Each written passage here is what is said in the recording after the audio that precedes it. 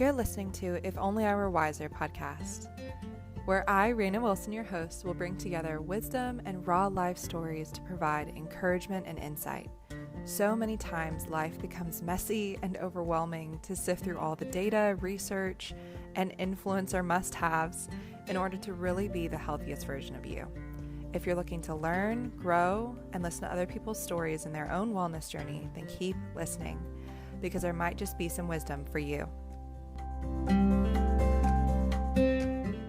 Hey friends, welcome back to the If Only I Were Wiser podcast. On today's episode, I have sweet friend Laura Bell. Laura is a wife, mother, and multi-passionate business owner helping women reclaim their wellness so they can pursue their God-given calling. Together with her husband, she lives and runs a homestead in New Harmony, Alabama with her two littles. In this episode, we chat all things hormone healing, as well as Laura's story healing holistically from endometriosis and creating in the margins of motherhood. She lays it all out, hormone healing and business and motherhood, so let's go ahead and dive in. Hello, Laura. Welcome to the If Only I Were Wiser podcast. Hi, thank you for having me.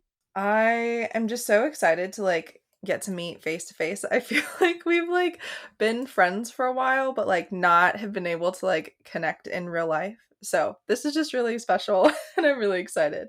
Oh, it's so special to me too. I feel like you've been such a source of encouragement on the online space for me. So it's so fun to just get to sit down and actually have a real conversation. Right? Not interrupted between when we check Instagram. So I love it. Totally. So as we get started, I would love just to introduce you to our community. What does your life look like? What does your family look like? All of the fun things. Yeah. So my name is Laura Bell. I live in a teeny tiny little speck on the map in New Harmony, Alabama. If you know anything about the state of Alabama, the closest big city that people have actually heard of that I live near is Huntsville, Alabama. I'm about 45 minutes south of Huntsville. The Rocket City, NASA town in Alabama. So I live on our farm, though. We have about 1,000 acres in North Alabama, and my husband is a farmer. We work for a company called World Tree. I say we because I did plant the original trees that we started with. But we work with a company called World Tree. I'm growing the fastest growing hardwood trees on our farm. And so my husband does the tree management portion of our farm. I have an uncle that runs all the cattle. And then my husband and I together have a little homestead. We've got a dairy cow named Milkshake and 25 laying hens. And we've got about 75 broilers that are hanging out in our front yard. That will be our source of meat for the year. We'll harvest those in a couple of weeks. Cody and I have two small kids. We have a 4.5-year-old and an almost 2-year-old. My son will be 2 on the 30th. And yeah, they're my miracle babies. So much of my life and my story and even the things that I'm doing today has so much to do with what happened in my life, what happened with my health, and my children. I feel like are such a testament to the Lord's faithfulness in that journey to becoming well. So yeah. Does that tell you enough about me? Do you need to know more? Yes, I love it. I love following along for your homestead life because at least for us in the military right now, that's like a far and few between dream off in the distance right now. Yeah. So I love that. But I would love just to dive into, like you said, your story, your wellness story, your healing story. I think that now through social media, we have the capacity to connect, to share vulnerability and authentically open up about health, and especially women's health, where I feel like there's a lot of taboo things that are never talked about, and we should really be talking about them. So I would love just to start by hearing your story, what it has looked like for you, and kind of where it got you where you are today. Yeah, I have such this tender place in my heart, but also this fighter place in my heart when it comes to women's health, because there's so much that unfortunately doctors just simply don't have the tools for. I actually have a big problem with villainizing doctors. I think doctors are doing the best that they can with what with what they've been given.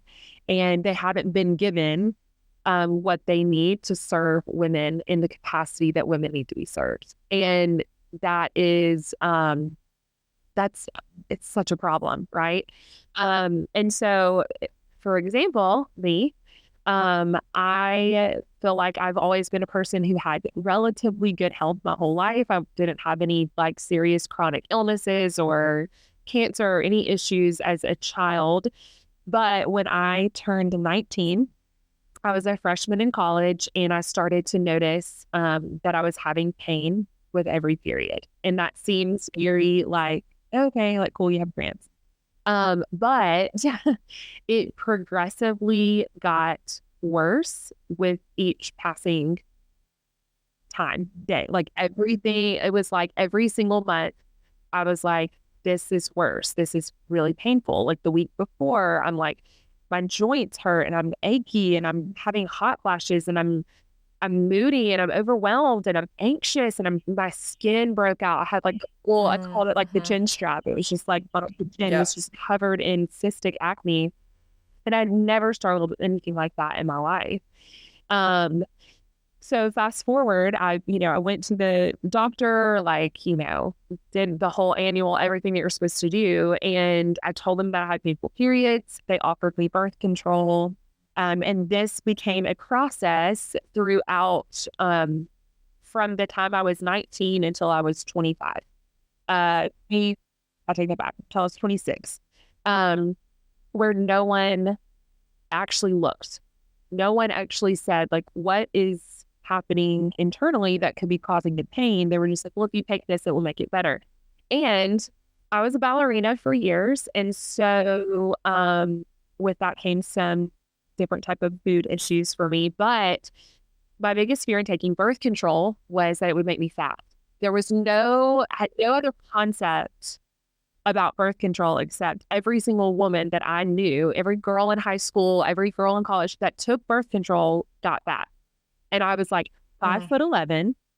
I will not be 5'11" and fat. Like it was like all I could think. Like just sadly, that's all I could consider. And I remember a doctor saying to me, the only reason that women get fat on birth control is because they eat too much. What? And that was the extent of a conversation. And this doctor was like, you need to get on birth control because you have painful periods. And I was like, I'm just not going to do it. So fast forward, I got engaged and was like, I don't want to get pregnant on my honeymoon, so I'll get on birth control. And birth control made me feel a little better and the acne went away and I didn't gain the weight. And I was, I was like, okay, this is pretty nice. But I got married, got kicked off my parents' insurance, and the birth control that I was on was no longer covered.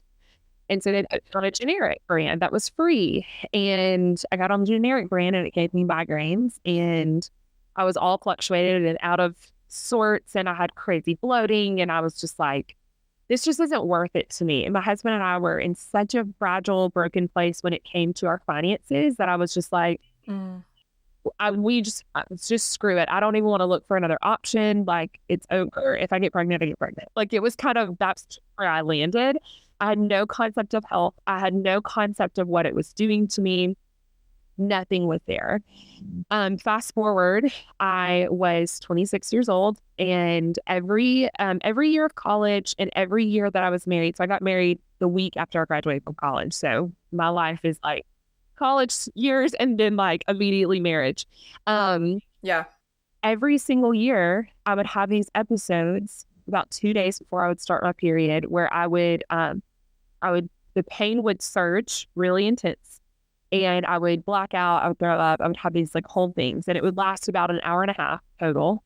And it was excruciating pain. And what I started figuring out, we're almost certain is what was happening is that cysts were rupturing. Yeah. And so fast forward, 26 years old, and I'm driving to work, and I get a surge, and I was like, "Oh no, I'm about to have an episode." And it started to happen, and I started to black out, and I'm driving my car, and so I pulled my car over, and I called my mom, And I was like, I need you to come get me. My husband was on a job site without his phone. And I was like, I need you to come, like, maybe take me to the ER. Like, this is terrible. And my mom was like, you need to call your doctor and ask them for an ultrasound. You know, my sister had a horrible case of endometriosis.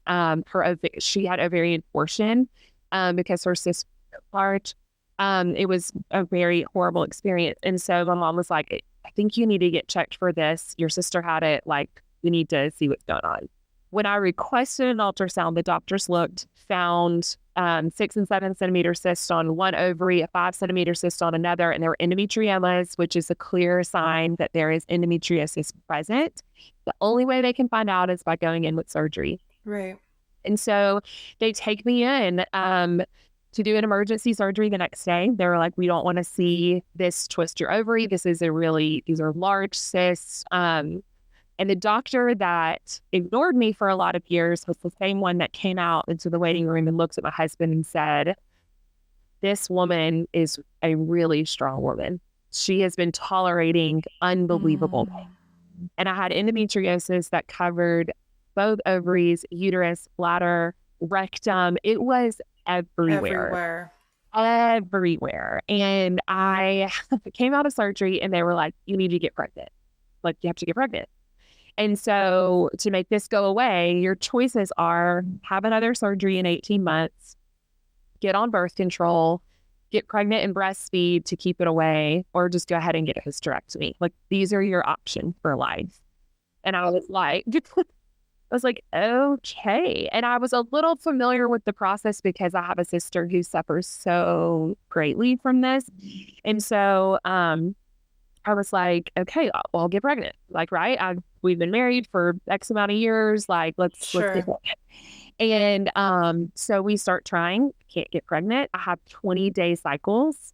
I have like no luteal pain. There's no anything, like, right? Like, how am I supposed to get pregnant with that? But I had no idea. I didn't even know what a luteal phase meant. Like, what does that even mean? And so fast forward, we tried to get pregnant for, I think, like 9 months. But on month 2, everyone I knew that had a laparoscopy was like, you won't have pain. It's going to be amazing. Well, by month 2, I was in excruciating pain again. And I was like, something's wrong. Something's wrong. Went to the doctor, like, you know, all things. And I wasn't getting pregnant. And I go back 9 months later and they were like, yeah, you've got cysts. And they were huge. They were back. And they had come back pretty quickly. And so 10 months post-op, I had a second laparoscopy to remove those cysts and more endometriosis that had returned. And so get out of surgery, I start trying to have another baby, like try to have a baby again, can't get pregnant. The doctor's like, I don't know what to tell you other than like, keep trying. I don't pass out Clomid because it makes women crazy. That was kind of like his thing was like, I don't really help women get pregnant. I just help them when they get pregnant. And so I went to see a fertility specialist and he immediately put me on letrozole. I couldn't get pregnant on letrozole. And so he moved me to polystem stimulation, which is where you put shots in your stomach. Yep. And it helps you, you know, he got my period to be 28 days. I took all these pills, did all the things. I did an IUI. And after rounds and rounds and rounds and finally doing an IUI, I got pregnant.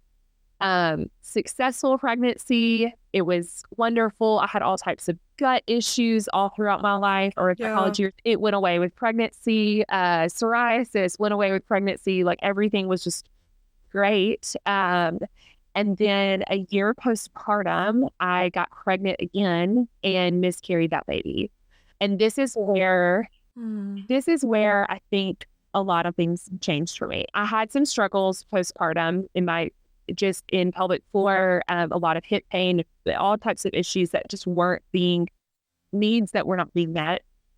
When I had the miscarriage, the doctor that did the DNC called me, and this is at the height of the pandemic. So I had a miscarriage in March of 2020. So I go to the hospital as like the nation is shutting down and do this, horrible it's the worst surgery of your life. It's for them to will you back as they're taking your baby out of you. I mean, it's just like the worst. It's just awful. And I remember the doctor calling me after with the results. So they did like testing, and he was like, this baby was a boy. It had all these chromosomal defects, all these things. I don't think you'll ever have a normal pregnancy again. This was like his professional opinion. And I'm like, What? but I have one normal kid. Like, I've had a normal pregnancy, although I went through fertility. I went through all of these things. Like, why? Like, why? And just this overwhelming emotion. And cut me off if you have any question. I'm just rambling here. I'm talking. No, go for it. But in the midst of that, I remember laying in my bed, and I felt like the Lord just gave me a memory, because I was asking the Lord so many questions, and I feel like in that moment, instead of just feeling like I heard the Lord say, right, the Lord gave me a memory. And it was a story that my dad used to tell all the time. It happened when I was a baby, but my grandfather had a brain aneurysm. He had come to visit us in Montgomery. We lived 3 hours from them. He came down to visit and like go hunting with my dad. And he had a brain aneurysm and didn't know it. And my grandfather was born in 1923, like strong as an ox, tough. Like he chopped off his hand on accident and like took himself to the hospital. Like, yeah, casual, no big deal. Like he's one of those people that just like so like off the charts tough. And he said to my dad, like, hey, my head's hurting me pretty bad, and I want you to take me to see a doctor. My dad was like, I mean, it's just like a headache, but okay, I'll take you. The doctor at the hospital was like, you just have a migraine, take Tylenol and go to bed. And my dad was like, okay, we'll just take you home, like go to bed. You can go home tomorrow. And he was like, I think you need to drive me to my doctor. My head hurts. And my dad was like, it's 11 o'clock at night. Like, I'm not driving. It's like, take Tylenol and go to bed. And he was like, no, I think you need to just take me to my doctor. And he was he was a farmer. He was like old school. It was just like, this is what you need to do, and you're going to do it kind of thing. And so my dad, reluctantly, they packed all of us up in the car at 11 at night and drove my grandfather to his doctor at his hospital in his town.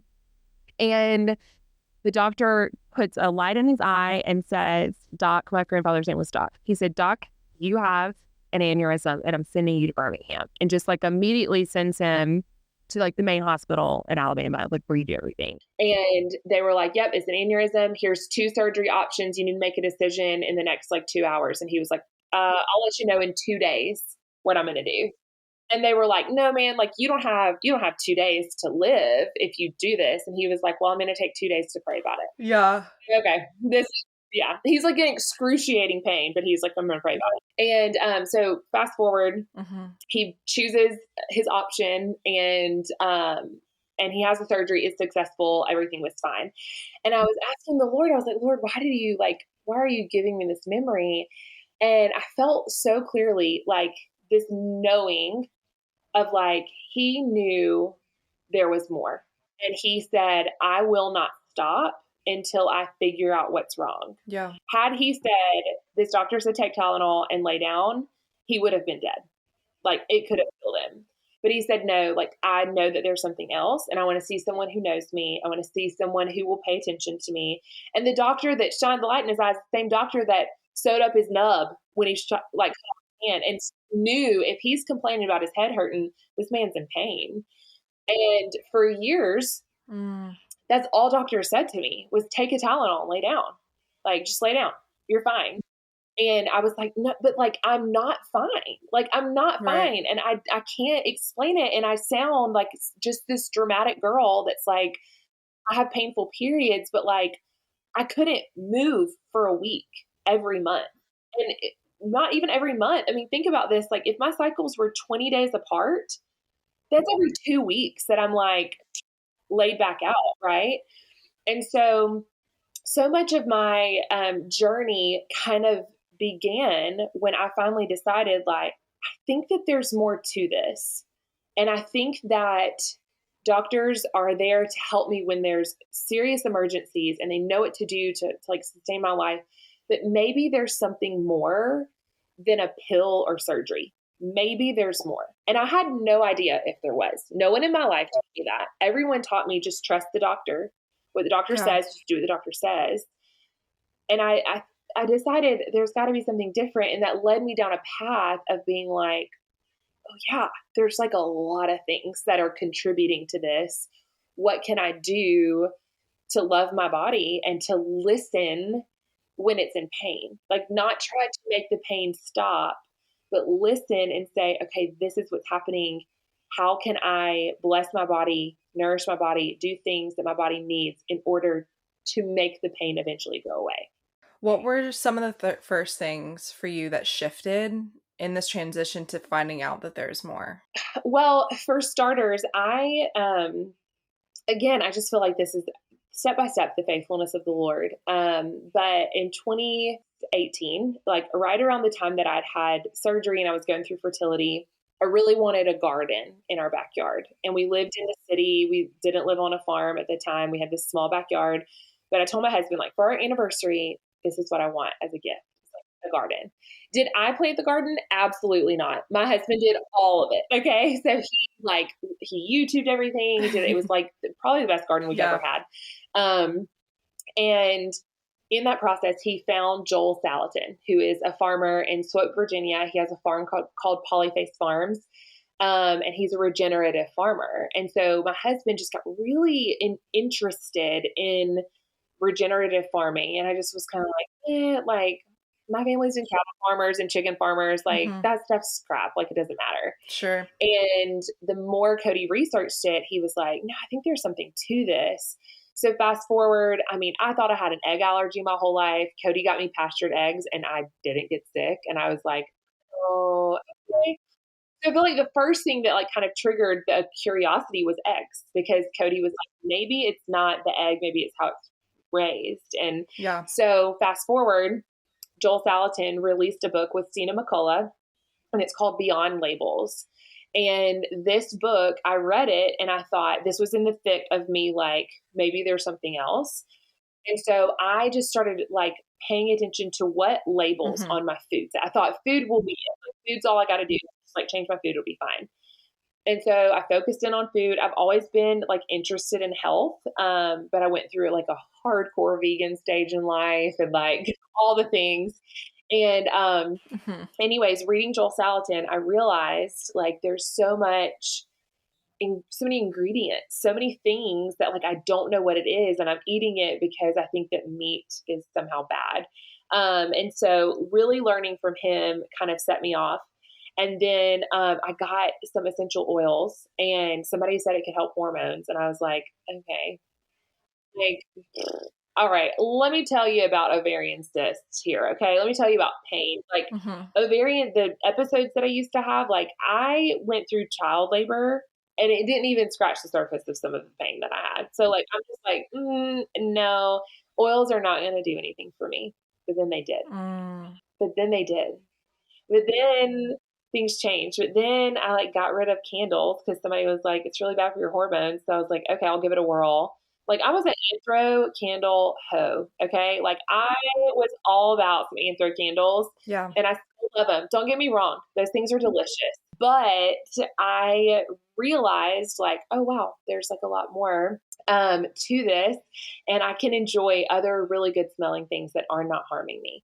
And I will say, one fun fact for you, when I was going through fertility treatments, they wouldn't burn candles in the office. And the people who worked with me were not allowed to wear perfume because it would inhibit the fertility process. Isn't that strange? Weird. Spend all your monies at Bath and Body Works. It's fine. Yeah, just do it. It's great. It's so good for you. It doesn't hurt your body or inhibit your fertility process, aka your hormones. So anyways, so my starting point really was just like, maybe I should just eat things that I can pronounce. That was just where I started. And like, I know that there's so much depth to like nourishment and nutrients and macros and all that. At this point in my life, I had no concept of that. It was calories in versus calories burned. How much am I running? How much am I moving? How much cardio am I doing to burn off what I'm eating? And so the idea of like eating what I could pronounce all went back to like, well, it'll keep me skinny. So it's fine. That was a lot of my like, great. Maybe my hormones will get better and I'll stay thin. Cool. Yeah. That was it. Yeah. So that's really where it started. And then the more that I was able to investigate that, the more it introduced me to other people who were like, actually, you should consider these things. Actually, have you paid attention to this? And I started to really dive in. And like, once you're in, you start swirling down a hole, and it can be intense if you let it. Right. But there's a way, I think, to do it with peace and with ease. And that's just kind of that's where it all began for me. Yeah. What encouragement would you give to the women that are hearing this and probably thinking like, oh yeah, like they're probably thinking, I've heard the same things from my doctor. Mm-hmm. What do I do? So I think first address that. And then there's the other half of the women, because I feel like we found ourselves in both those categories of like, where do I start? What do I do? Mm-hmm. And two, like, what do I do when I've fallen off the deep end? Because now I research everything and social media, like, I think there's two ends to the spectrum. So how would you address like encouragement in each end of the spectrum? Sure. Oh man. So encouragement is that God made your body to heal. It's literally within your design. My encouragement to you is when you lean into the belief system that your body was made to heal, you're going to get better. You are. Mm-hmm. And because you know that your body was made to heal, you will begin to lean into all of the things that help heal your body, like food. And I say, take baby steps. If you jump in the deep end, you will drown and you will get burnt out and you'll cram your face with Oreos for 6 weeks and then you'll start over. Like it's just how it goes. And that's, so my encouragement is don't just go jump in the deep end, but go throw away your candles and go get a diffuser and buy some high quality oils. Like that is one thing. Pick one thing every month that you do. Don't go freaking out and thinking you got to throw all of your Tupperware away. Like, no, ma'am. No. Like microwave the plastic and diffuse some oils. Okay. And then next month, throw away the plastic. Like I can say honestly, from a budget standpoint, we threw away all of our plastic and we went to Walmart 2 times that month and bought 2 sets of Pyrex, like the dishes, like glassware. Yeah. It was $20 a box. Right. So like every 2, and we didn't even do it all in one. Like we split it up in the budget. So it was like, all right, $20 for this. Like we can get by with just this. The next step is like pick out one meal a day that you are, and I go over this a little bit in my ebook, but like pick one meal a day that you are going to say, this will be the most nutrient dense meal of my day. And I do that for a month. Like breakfast will be so nutrient dense. Go eat McDonald's for the rest of your food. Like don't worry about the rest. Mm-hmm. Worry about that. And then in the following month, make it breakfast and lunch. And then breakfast, lunch, and dinner. And then start focusing on your macros. Like how much protein are you getting? How much, carbs and fats? Those things, like build it up so that you can build one habit before you form another. Mm-hmm. So that's a start. That would be like my starting point. And what was the second question? How would you encourage those of us that have also fallen off the deep end at times and have completely thrown away everything in your house and, the panic? Yes. So my encouragement to the woman who has done that is, this is the person that you see that seems to do it all right. They did it in a process too. Like it took them time too. They didn't become that way overnight. They didn't get it all together. They didn't source their food and eat raw carrot salad and all of these things overnight. Like they built it through sustainable steps towards new actions. And, just because someone else on the internet is doing it and finding things like perfectly doesn't mean that it's going to go the exact same way for you. I think I walked through the frustration of like, I'm doing it all right. Yeah. What am I doing wrong? Why is it not working for me? And a lot of mine was based in stress. Like I was so stressed out about doing it right that my body was like, hey, I'm too stressed to heal you up. So like, I need you to calm down. Calm down and remember that like the person that you see on the internet, like I feel like every woman who's like in crunchy world and like pro metabolic and all of that it's so funny because they're all like, it all seems the same, and they all kind of like live the same kind of life. And I'm like, I don't live like that. Like, I gave my kids M&Ms last night, like, and I bribed them. Like, it's like, that's not like my normal. So there is space for you to still be like you and to enjoy the things that you love. But man, God made your body to detox that stuff. He made your body to do it when you give your body the space. So just like one step at a time. Again, for the person who's starting or the person who like went down the rabbit hole, like store away all that knowledge, like hold on to it, but know like you absolutely can take it one step at a time, because the person that you're watching and following and taking their course and all of that, they had to do it one step at a time too. Yeah, I think it comes down to, like, my husband says all the time, like, he reminds me of, like, well, how do you eat an elephant? Like, yes, but exactly like you said, I'm watching person A, B, and C who lives this glorious lifestyle on the beach or with a farm, like a farm and like out in the middle of the nowheres. And I'm like, we're in the middle of an army base where radiation, literally, like, there's a room down in my husband's office that pregnant women were not allowed around or in because of like the technology that they're using in there. So like I couldn't even go see my husband at work for a season because of the building that he worked in. He needs to take some potassium iodine every time he goes to work. Lord have mercy. Like, did we go to Chick-fil-A yesterday because it was way too hot in Texas and I needed a break, my son needed a break, and we had a frozen lemonade in the playground? Absolutely. Yeah, you did. Yeah, you did. You've got to do, like, you've got to remember, like, you can't just, and I'm the person who's like, well, I will just swallow the elephant whole. It's fine. I'll just do it. And choke and die. Yep. Yes, that's it.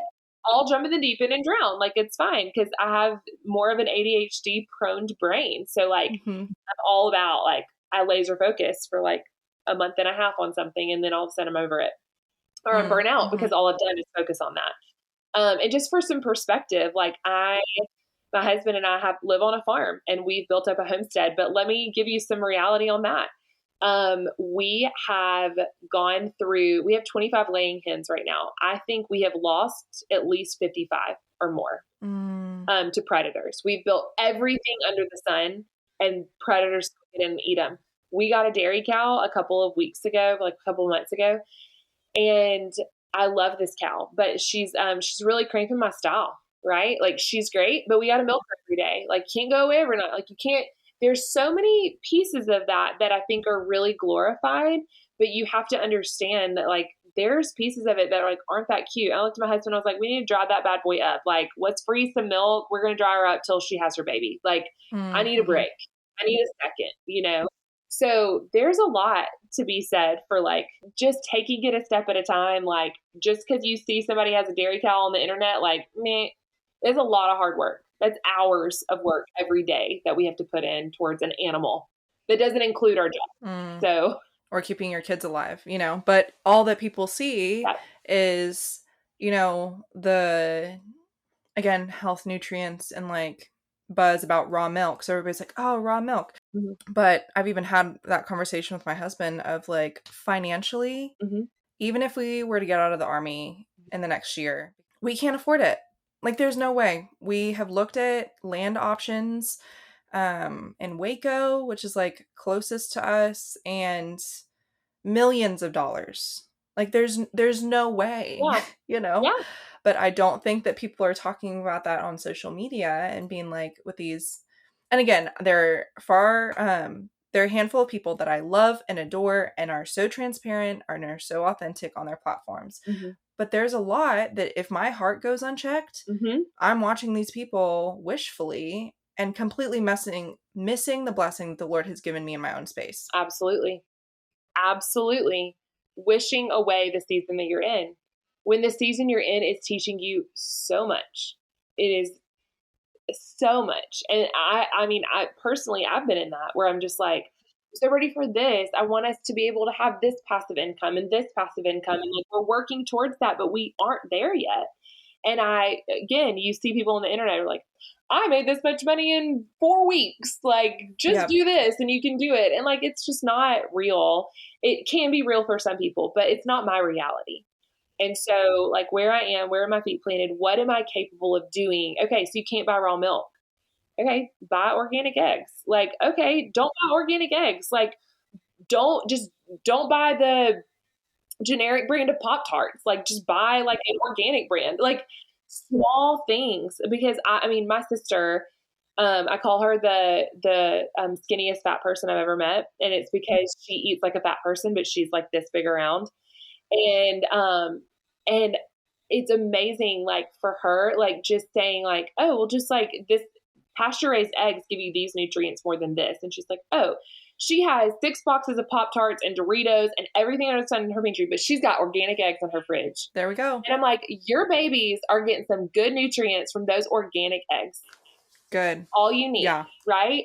So like, take just like the little bit, like, it's okay if it's not perfect. I think there's a lot of like kind of both ends of the spectrum, fear. Like, if you do this, it's going to like kill you. Well, okay. Like, I don't know. My parents like literally gave me Hamburger Helper my whole life. Like, like, maybe it contributed to endometriosis. Maybe it didn't. Yeah. Maybe I lived under, I know for a while as a child, here's a crazy one for you. My mom in the 90s was reading articles that she would find in like magazines, newspapers about high voltage power lines. And she figured out that we were living under a high voltage power line. You know how they figured that out? My dad had a herd of 50 Holstein cows. It's like dairy cows, the spotted cows, Chick-fil-A cows, Holstein. Okay. And every single one of those, a heifer is a female cow. So every one of those heifers birthed calves, and every single calf that was birthed died. Wow.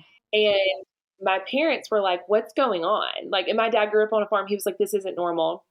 So he took that whole herd to his family land, which is where we live now, and dropped them off. All of the calves lived. Every single one of those heifers had more cows, and like, it makes you wonder, like, did that hurt us? And we just didn't know. Like, right? Like, you don't know what you don't know. There's so many factors. So if you walk around just like panicking all the time, like, if I have plastic here, if I use this, if I have a microwave in my house, like, okay, like, it's okay. It's just okay. It takes time, and we don't know what we don't know, because so many women, think about it, like, the microwave, think about what that did for our grandmothers. Where they were like, thank God I don't have to spend 7 hours a day in my kitchen. Like, I can just do one thing, and I can go outside and work in my garden and like do the other things that need doing. So anyways, I digress. Yeah. You can't do it all perfect. Just take one step. And sometimes, your budget is just not going to hand you the ability to do that. We have friends that we trade with all the time. We set up solar power for our house.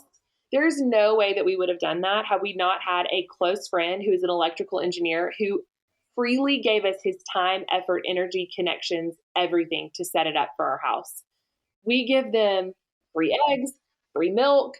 I'm a photographer. Like, I do family sessions for them. Like, we just find ways to trade. Like, do the little things to just make it work. No, I totally agree, because it's like living in this tension as our family has walked through this mold crisis is even where we are living right now. Like, I've seen all the red flags of this current home and what we've learned about mold. And it's just like, that's not good. That's not good. That's not good. This is and again, we're in the same neighborhood as where our current house is being remediated.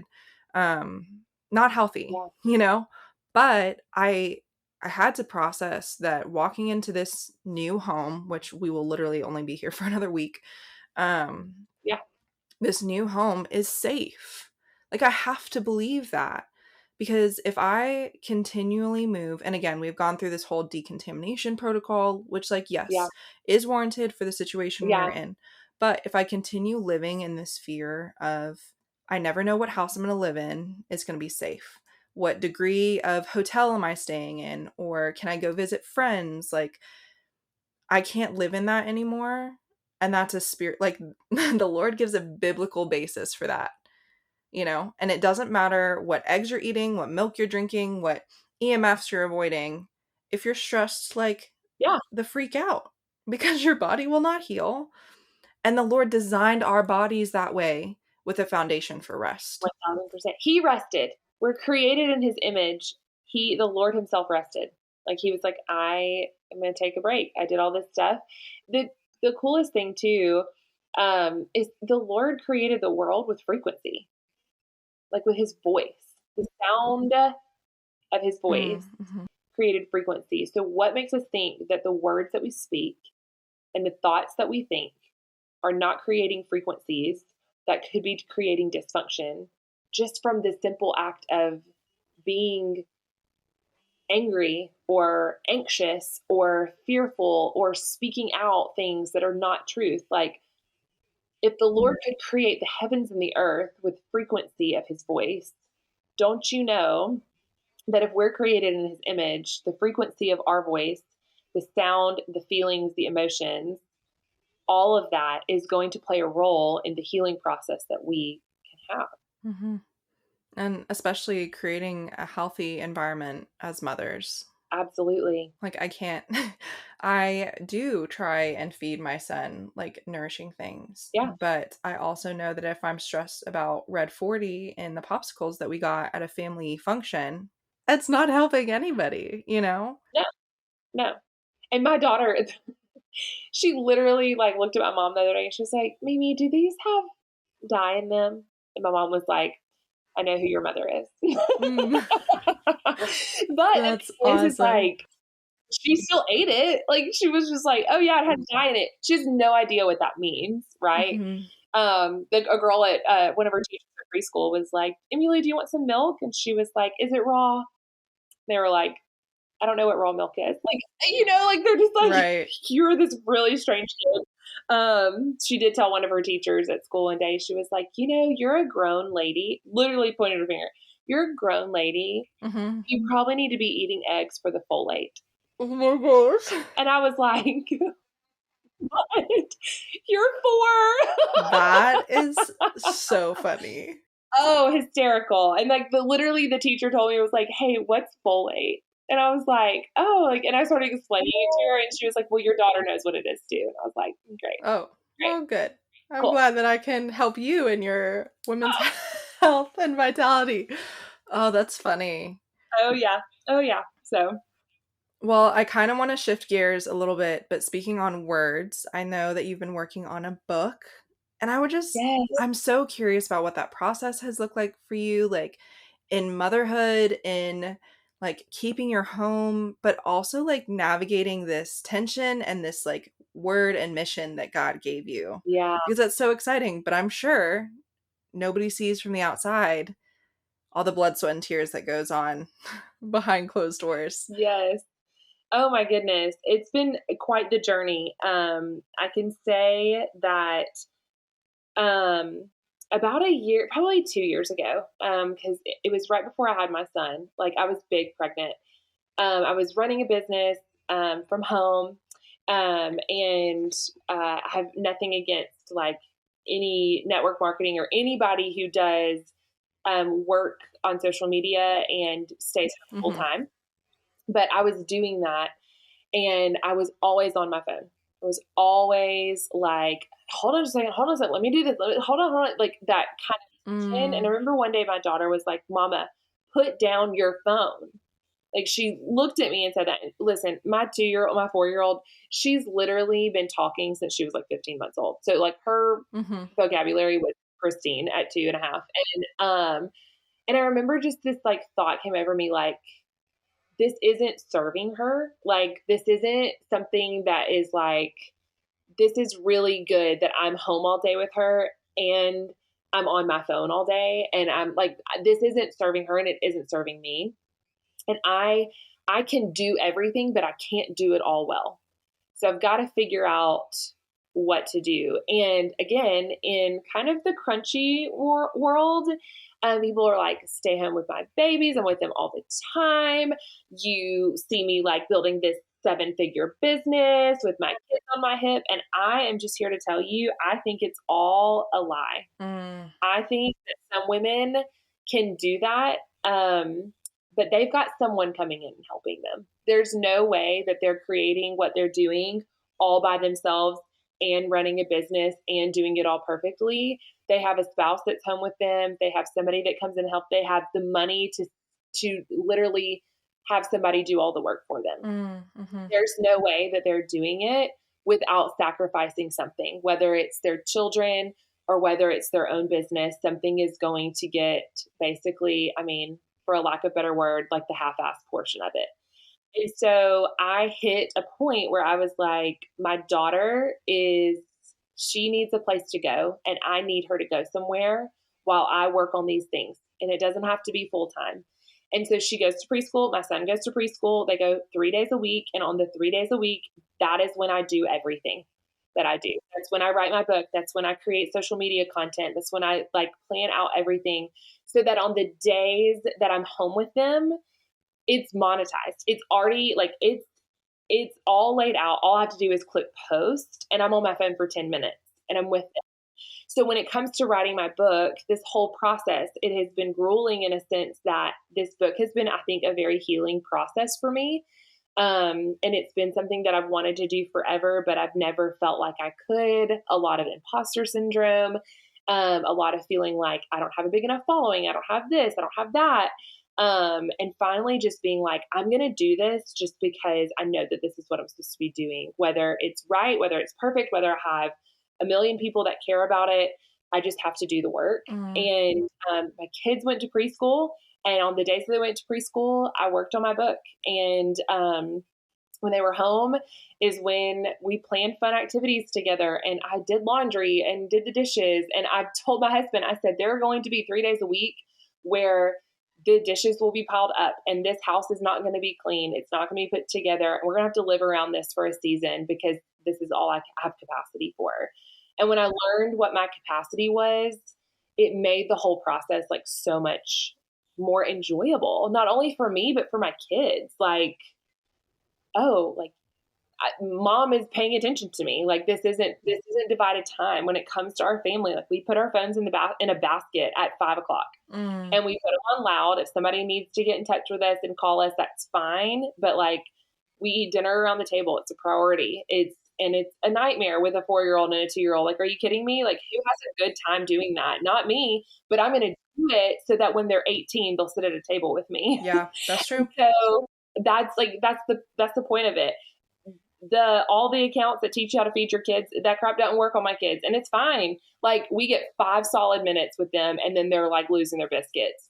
But we prioritize family time. And so this process, I think, has been good for me to learn that like I can create within the margins of motherhood. I can lean into that. And it's okay for my kids to go to preschool and for them to go all day. Like they're okay. And they love it. Like we're good. They're at preschool right now. So like, that to me has just been so much a part of that process. And this book is really, when my husband and I moved to our farm, we moved in the fall of 2020. And like, let's just be real, things were really bad and not normal till the end of 21. Like there's no getting around that. And everything was closed. I moved from all of my community, all of my family to a small farm in the middle of nowhere.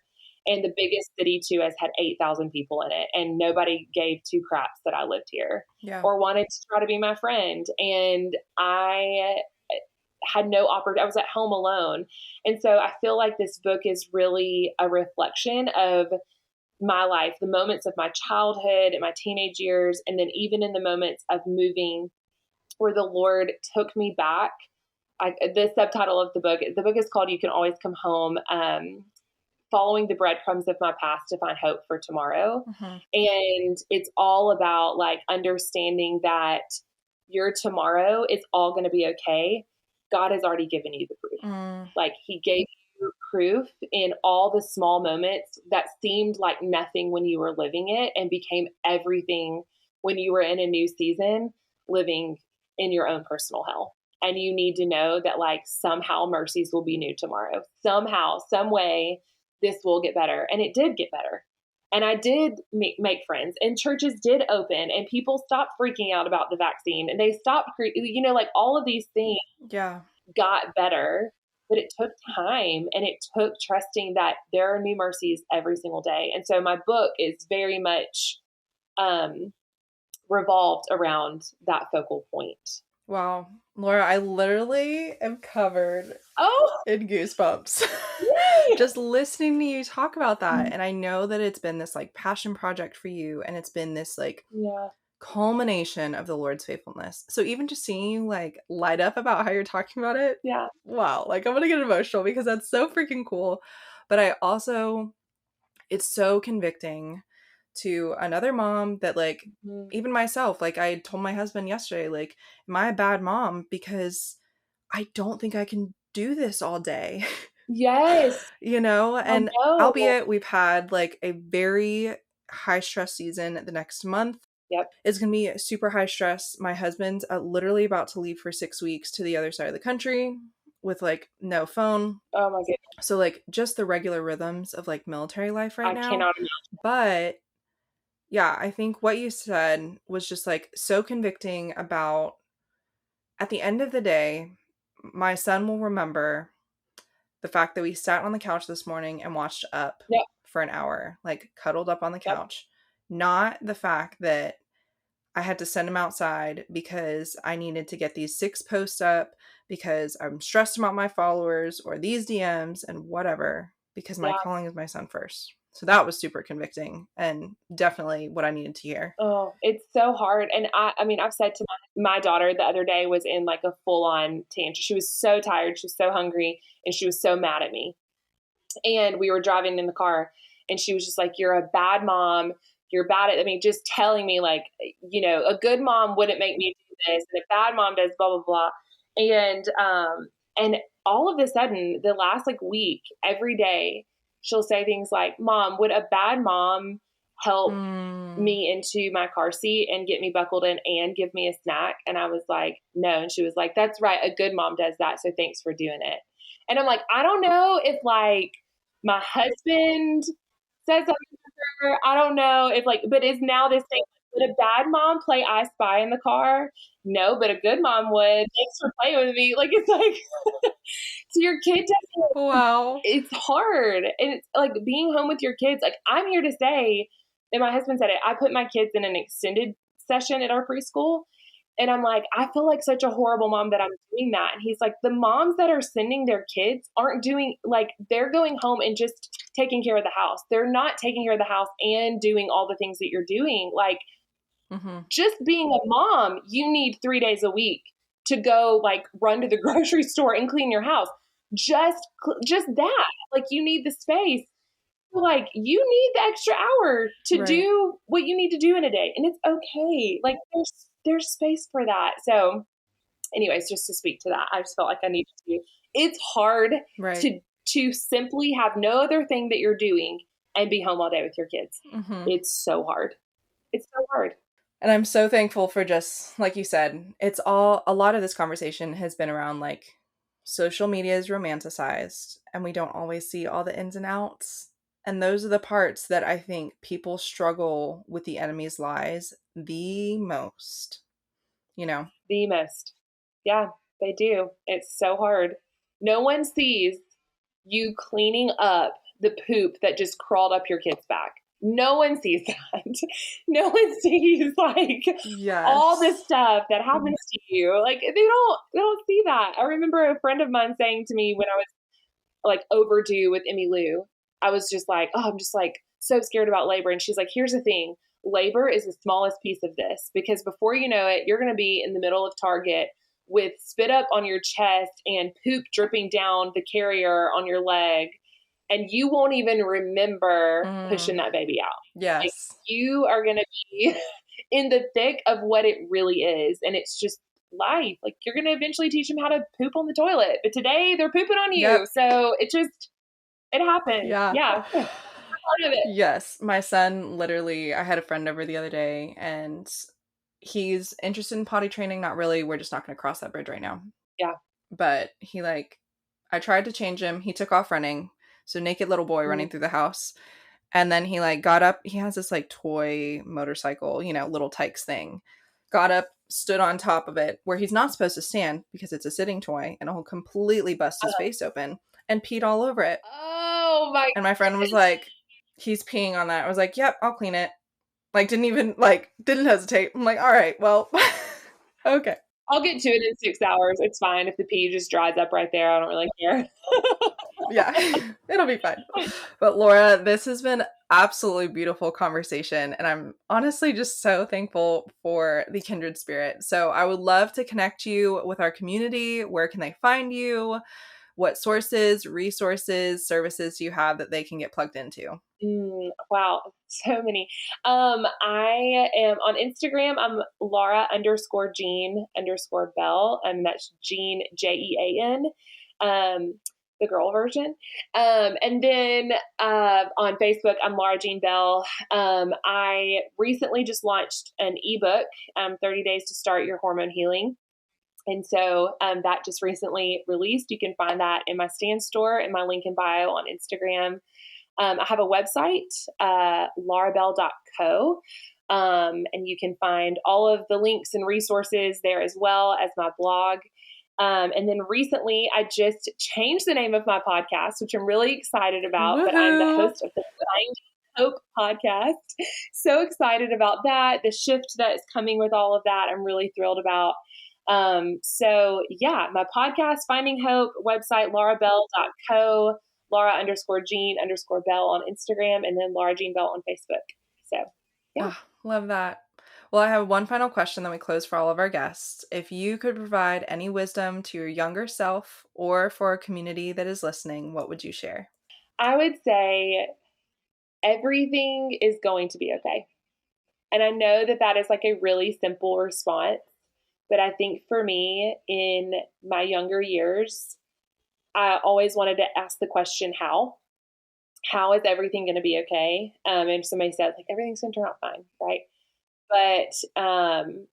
But I know that everything is going to turn out okay because when you lean into what the Holy Spirit tells you, right?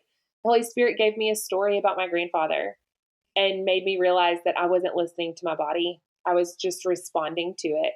I was reacting. It's going to turn out okay. Like everything in life that happens that feels hard or unfair or unjust or whatever it is, like it's all going to turn out okay. Mercies are new every day.